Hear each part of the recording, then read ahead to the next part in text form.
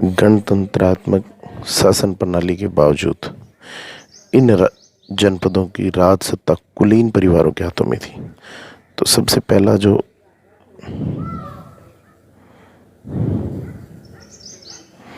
एक बिंदु है वो है कि राज सत्ता किस वर्ग के हाथ में थी। तो गणतंत्रात्मक शासन प्रणाली के बावजूद इन जनपदों की राज सत्ता कुलीन परिवारों के हाथ में थी। तो कुलीन परिवारों के हाथ में राज सत्ता होने की वजह से गणतंत्र में एक कारण ये है, राज सत्ता कुलीन परिवारों के हाथ में थी। अब ये कुलीन परिवारों के लोग कहाँ बैठते थे, क्या होता था?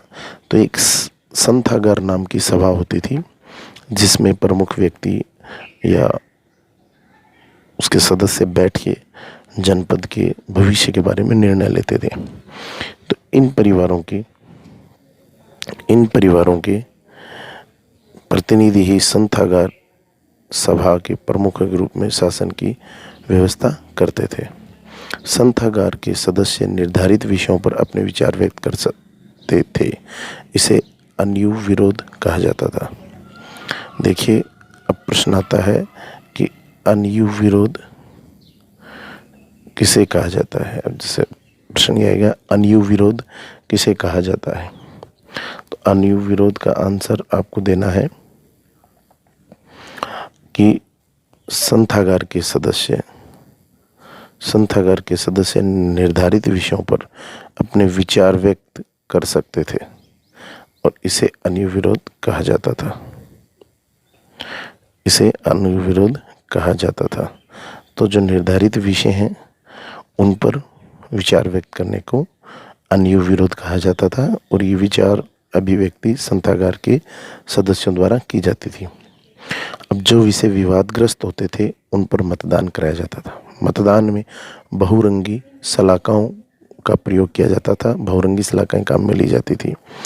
तो प्रश्न आता है कि संथागार में जो विषय विवादास्पद होते थे उनका निर्णय किस प्रकार होता था? तो उन पर मतदान कराया जाता था। मतदान कैसे होता था? तो मतदान में बहुरंगी सलाखाओं का काम में ली जाती थी। क्या काम में ली जाती थी? बहुरंगी सलाखाएं। तो इस प्रकार आपका ये संथागार के विषय में प्रश्न तैयार हो गया। अब प्रश्न आता है कि जनपदों की सबसे बड़ी संस्था कौन थी? तो मैं पहले ही कह चुका कि सबसे बड़ी संस्था थी, उसका नाम था संथागार। तो संथागार थी वो जनपदों की सबसे बड़ी संस्था थी। राज्य की नीति के आधारभूत नियमों का निर्धारण इसी सभा में होता था। विशाल गणराज्यों में केंद्रीय संथागार के अलावा प्रांतीय संथागार भी होते थे। जिन राज्यों का विशाल आकार होता था वहाँ दो तरह के संथागार होते थे, एक केंद्रीय संथागार और दूसरा प्रांतीय संथागार। कालांतर में इनमें क्या हुआ, आपस में फूट हुई और गुटबाजी हुई जिससे इन गणराज्यों का पतन हुआ।